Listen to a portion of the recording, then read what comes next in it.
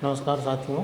आज हम लोग भारत का भूगोल, हम लोग भारत में रहते हैं और भारत के भूगोल के बारे में जानने का प्रयास करेंगे, उसकी डिस्कशन करेंगे। और यह टॉपिक बहुत ही महत्वपूर्ण है कि जहां हम लोग रह रहे हैं उसके बारे में हम लोग जानें कि वहां देशांतर रेखाएं, अक्षांश रेखाएं, कर्क रेखाएं, मकर रेखाएं, भारत की उत्तर से दक्षिण की लंबाई, पूर्व से पश्चिम की जो चौड़ाई, या इस तरीके से जितनी भी दूरियां हैं या जितने भी समय है कहाँ से निश्चित किया गया, ये सारी चीज़ें हम लोग जानेंगे। तो सबसे पहले हम लोग जानेंगे कि भारत की भूगोल में भारत की स्थिति क्या होती है। भारत की स्थिति जैसे मान लीजिए आप, ये हमारे पूरे विश्व का ये देख लेते हैं, पूरी पृथ्वी है, ये हमारी पृथ्वी है। तो पृथ्वी में ये सारी जो ये भूमध्य रेखा बीच से जो खींची जाती है, सबसे बीच से बीचों बीच जो खींची जाती है, ये आपकी कौन सी रेखा? भूमध्य रेखा।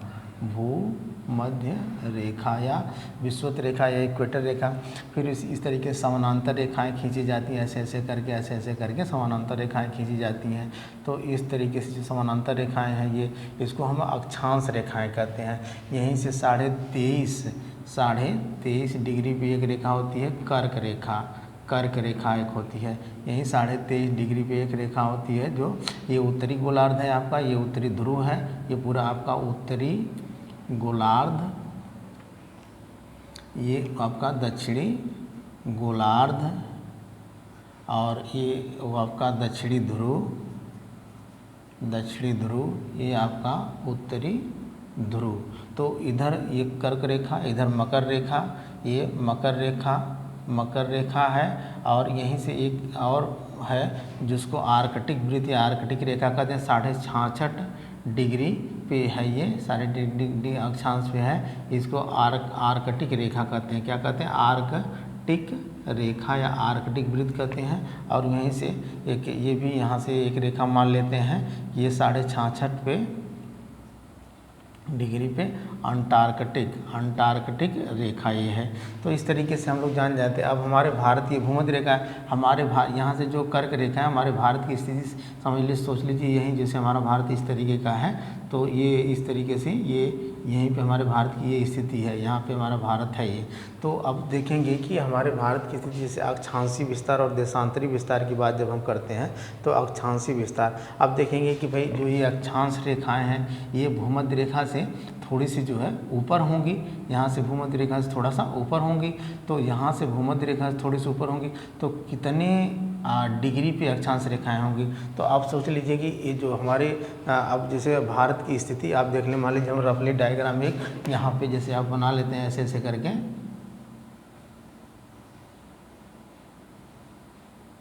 इस तरीके से ये मान लीजिए आपका भारत है, सपोज करें थोड़ा सा इस टाइप का बनेगा, इस टाइप का बनेगा ये भारत, इस टाइप का बन जाएगा भारत। यहाँ पे मान लीजिए सपोज कर लीजिए ये आपका श्रीलंका है। तो यहाँ पे जो आपका भारत बनेगा, अब ये सबसे कौन सा भाग होगा? उत्तरी भाग होगा। ये अरे उत्तरी ये सबसे कौन सा भाग होगा? दक्षिणी भाग होगा। और ये कौन सा भाग होगा? सबसे उत्तरी भाग होगा। एक कौन सा भाग होगा? सबसे पूर्वी भाग होगा। एक कौन सा भाग होगा? सबसे पश्चिमी भाग होगा। ये भी यहाँ सटा हुआ है ऐसे करके इस तरीके से। तो अब देखेंगे, अब चूंकि हमारे ये भूमध्य रेखा से उत्तरी ही गोलार्ध में है, तो इसको उत्तरी ही गोलार्ध में लेंगे। तो अब सबसे नीचे वाला जो पॉइंट होता है, ये कन्याकुमारी तमिलनाडु में पड़ता है, इसको मुख्य भूमि भी कहते हैं। और तो ये इसका अब सबसे देख लेंगे कि सबसे उत्तरी, सबसे यानी दक्षिणी भाग, सबसे अब लेते हैं हम लोग क्या कि अक्षांशी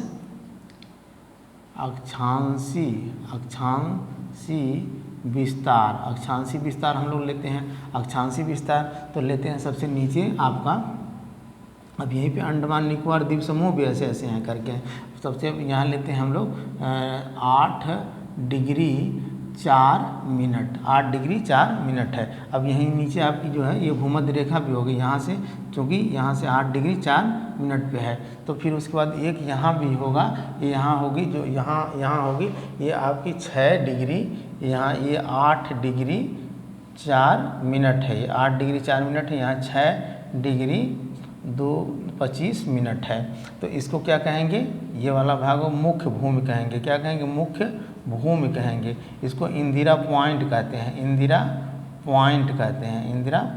हैं, पहले पार्शियल कहा जाता था। अब इंदिरा पॉइंट के नाम से इसको जाना जाता है। राजीव गांधी यहाँ गए थे तो इसका नाम इंदिरा पॉइंट रख दिए थे।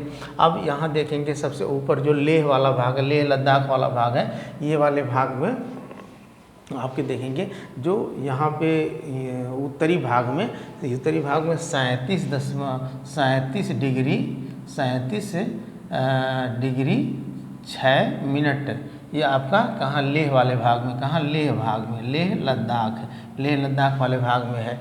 तो अब यहाँ से यहाँ तक कि जब आप विस्तार निकालेंगे तो दोनों के बीच को आप घटाएंगे 37, यानी अक्षांशीय विस्तार आपका ये कौन सा था, ये यहाँ नीचे वाला भाग था कन्याकुमारी पर, और फिर उसके बाद ऊपर जाएंगे तो आपका कितना था 37 डिग्री 6 मिनट। अब दोनों का अंतर निकालेंगे, 37 degree 6 minute minus 8 degree 4 minute, तो कितना हो जाएगा 29 डिग्री 2 मिनट, लगभग जो है 30 डिग्री, यानी 30 डिग्री होगा, ये 30 डिग्री होगा। अब हम लोग देशांतरी विस्तार जान जाते हैं। देशांतरी विस्तार, तो देशांतरी विस्तार मान लीजिए इधर पूर्वी साइड है, इधर पूर्वी साइड है और पश्चिमी साइड है। इधर अरुणाचल प्रदेश है और इधर आपका गुजरात है। तो अरुणाचल प्रदेश में हम मान लीजिए पहले इधर हम देखते हैं, पहले इधर गुजरात वाले पश्चिमी साइड में हम देखते हैं गुजरात में नारायणी स्थान, जहाँ गुजरात है, यहाँ पश्चिम की तरफ देखेंगे, यानी पश्चिम वाले भाग में कितना है। अब चूँकि इधर से इधर ये कौन सा देशांतरी विस्तार होगा, कौन से, ये देशांतर रेखाएं जो होती हैं वो 360 होती हैं, अक्षांश रेखाएं आपकी कितनी होती हैं 181 होती हैं, इधर 90 और बीच में एक, तो 181 हो जाती हैं, और ये पृथ्वी घूमती है पूरा 360 पे, तो ये देशांतर रेखाएं हो जाती हैं। तो इस तरीके से पश्चिम वाले भाग में आपका 68 डिग्री 4 मिनट होता है, और पूर्वी भाग जो आपका अरुणाचल प्रदेश में पड़ता है, ये आपका 97 डिग्री 45 मिनट होता है। इसको भी आप जब घटाएंगे, यानी दोनों का अंतर घटाएंगे, तो ये 29 डिग्री 18 मिनट आएगा, 29 डिग्री 18 मिनट आएगा। तो ये भी लगभग जो है आपका 30 डिग्री देशांतर हो जाएगा, 30 डिग्री देशांतर हो जाएगा। अब इसके आधार पे हम कह सकते हैं कि हमारे पूरे भारत की, यानी यहाँ से यहाँ तक की दूरी और यहाँ से यहाँ तक की दूरी लगभग बराबर है, क्योंकि अक्षांशीय विस्तार और देशांतरी विस्तार बराबर है। लेकिन होता क्या है कि जो हमारे ये अक्षांश रेखाएं होती हैं, ये लगभग जो है मतलब ये एक समानांतर होती हैं हर जगह जो है। अब अक्षांश और देशांतर के बीच की दूरी जो होती है 111 किलोमीटर होती है। अक्षांश और देशांतर के बीच की दूरी 111 किलोमीटर होती है। तो अब यहाँ से हर जगह इसकी दूरी 111 किलोमीटर होगी, लेकिन इस तरीके से जो आपका ये देशांतर रेखाएं होती हैं ऐसे ऐसे करके देशांतर रेखाएं होती हैं ऐसे करके, तो वहाँ पे होता क्या है कि जो बीच में भूमध्य रेखा में आपकी दूरी तो 111 किलोमीटर होगी, लेकिन जैसे जैसे आपके उत्तरी ध्रुव या दक्षिणी ध्रुव की तरफ नीचे आते जाएंगे तो वहाँ पे दूरी जो है कम हो जाएगी। तो इस वजह से हमारे यहाँ से, यानी समझ लीजिए उत्तर से दक्षिणी, यानी ये भारत के यहाँ से सबसे ऊपरी भाग, यानी लेह वाले भाग से लेकर के कन्याकुमारी वाले भाग तक की हमारे जो कितनी दूरी होती है, उत्तर से दक्षिण की दूरी 3214 किलोमीटर होती है। तो भाई ये भी उतनी होनी चाहिए, लेकिन होता क्या है कि यहाँ से जो देशांतरी वाली दूरी होती है, जैसे यहाँ तो बराबर है 111, लेकिन यहाँ जा कर के जो है कम हो जाती है। तो पूरब से पश्चिम की दूरी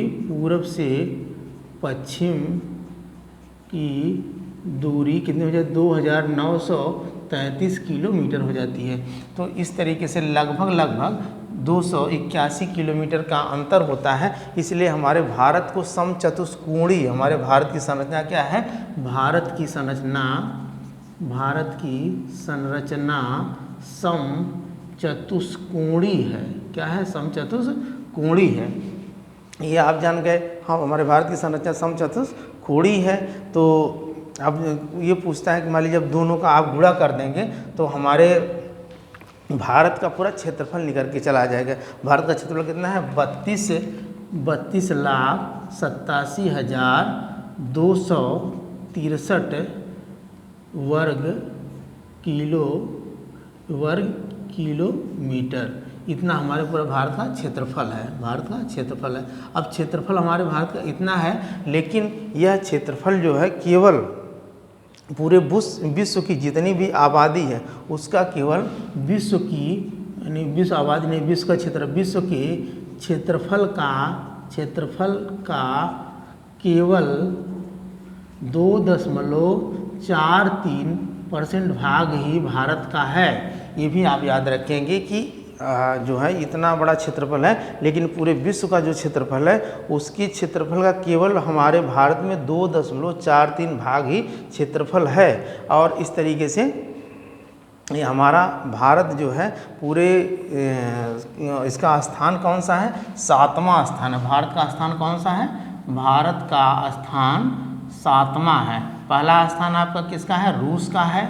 दूसरा स्थान आपका कनाडा का है। तीसरा स्थान आपका अमेरिका का है। चौथा स्थान अमेरिका का है, नहीं रूस है, कनाडा है। तीसरा स्थान सारी चीन का है। और चौथा कनाडा इसका यूएसए यानी यूएसए अमेरिका का है। फिर उसके बाद अमेरिका का, फिर ब्राज़ील का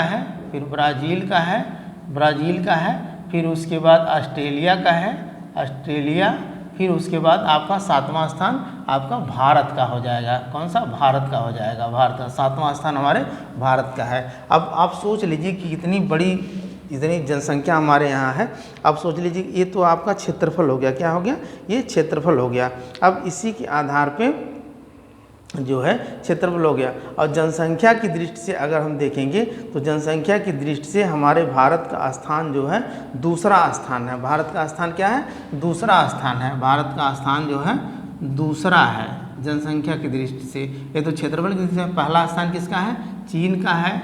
दूसरा भारत का है ना, दूसरा भारत का है, चीन का है, भारत का है। फिर उसके बाद अमेरिका का है। फिर उसके बाद जो है इंडोनेशिया, सबसे बड़ा देश मुस्लिम का देश होता है इंडोनेशिया, यहाँ सबसे ज़्यादा मुस्लिम की आबादी होती है। फिर उसके बाद ब्राज़ील का है।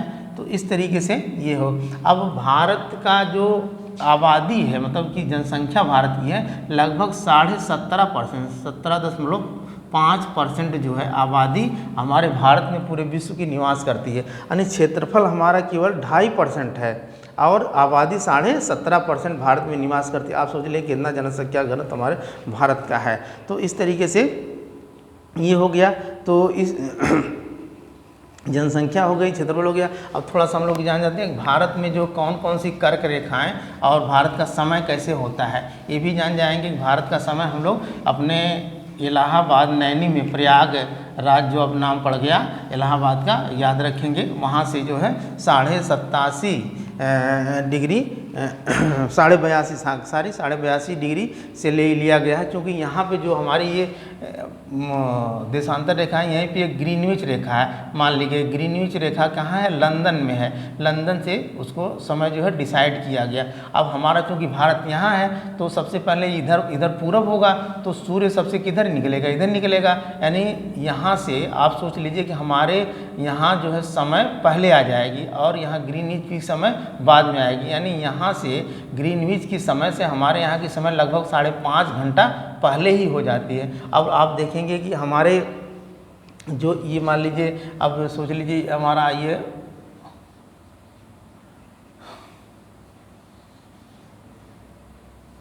मान लीजिए इस तरीके से ये सारी ये हमारा भारत है। तो भारत ये है, तो यहाँ पे मान लीजिए यहाँ आपका अरुणाचल प्रदेश है, यहाँ आपका गुजरात है, ठीक है। यहाँ अरुणाचल प्रदेश है और यहाँ गुजरात है। तो ये जो हमारी यहाँ से जो ये कर्क रेखा गुजरती है लगभग 8 प्रदेशों से होकर के गुजरती है। कितने प्रदेशों से? 8 प्रदेशों से। पहला प्रदेश आपका कौन सा पड़ेगा? गुजरात पड़ेगा, गुजरात। दूसरा राजस्थान। तीसरा एमपी मध्य प्रदेश, छत्तीसगढ़। फिर उसके बाद आपका छत्तीसगढ़ पड़ेगा। फिर छत्तीसगढ़, झारखंड, पश्चिम बंगाल और त्रिपुरा, यहाँ वाला ये इधर वाला चला जाएगा, यहाँ से त्रिपुरा, ये थोड़ा सा इस टाइप का होता है त्रिपुरा, यहाँ से ये बीच में, हाँ इस तरीके से ये कटेगा, ये त्रिपुरा, और ये इस तरीके से ये त्रिपुरा, और फिर उसके बाद आपका मिजोरम। तो ये पूछता है कि किन किन प्रदेशों से हमारी कर्क रेखा गुजरती है, तो गुजरात, राजस्थान, मध्य प्रदेश, छत्तीसगढ़, झारखंड, पश्चिम बंगाल, त्रिपुरा और मिजोरम। अब देखेंगे कि जो राजस्थान की राजधानी जयपुर, गुजरात की राजधानी गांधीनगर, मध्य प्रदेश की राजधानी भोपाल, छत्तीसगढ़ की रायपुर, झारखंड की रांची, पश्चिम बंगाल कोलकाता,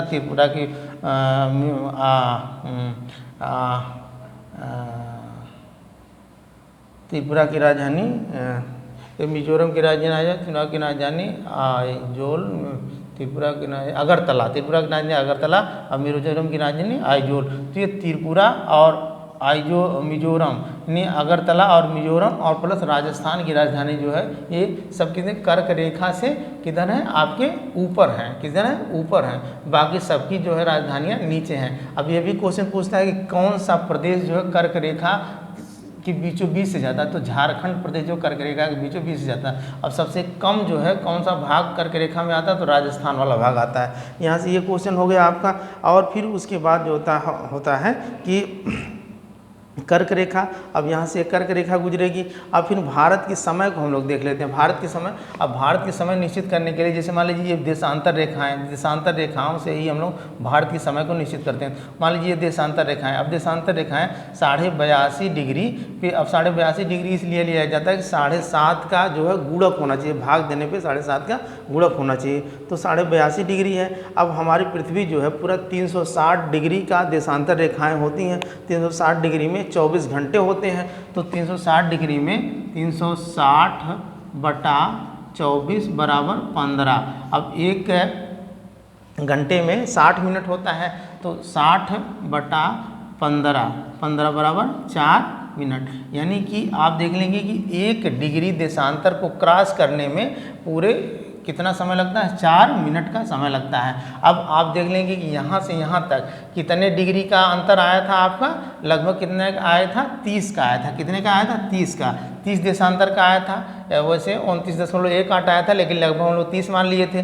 तो अब समझ लें यहाँ से यहाँ तक, ये सारी वहाँ से नहीं, यानी यहाँ से यहाँ तक कितने का अंतर आया था, 30 का। यानी अरुणाचल प्रदेश से लेकर के गुजरात तक का कितने का अंतर आया था, 30 देशांतर का अंतर आया था। ऐसे देशांतर रेखाएं ऐसे खींच लेंगे तो 30 का अंतर आएगा, 30 का अंतर आएगा। तो अब 30 × 4 बराबर 120, 120 मिनट का मतलब 2 घंटा। अब समझ लीजिए कि जब अरुणाचल प्रदेश में सुबह होगी 7 बजे, तो वहाँ से प्रकाश आते आते मतलब यहाँ सुबह कब होगी, यानी 9 बजे होगी, क्योंकि 2 घंटा लेट होगी, है ना। तो इस तरीके से जो है यहीं पे समय जो है, यानी जितने भी हम पूरब जाते जाएंगे हमारा पहले होगा, जितने भी इधर पश्चिम आते आएंगे वो हमारा समय जो है कम होता है। इसी वजह से हमारे यहाँ पाकिस्तान का समय भी यहाँ के समय से कम हो जाता है। तो ठीक है, तो इस तरीके से हम लोग जान गए कि यहाँ पे ये होता है। अब यहाँ जैसे मान लीजिए यहीं पे आपकी जो ये भारत है, भारत के बाद यहाँ ग्रीनविच रेखा होगी। जैसे ग्रीनविच रेखा यहाँ से ना, यहाँ हमारा भारत, यहाँ ग्रीनविच रेखा होती। तो हम कभी कोई क्वेश्चन आता है कि हम लोग ग्रीनविच रेखा से कितने घंटे हमारे समय आगे है, 5.5 घंटे। कितने घंटे, 5.5 घंटे, 5 घंटा 30 मिनट।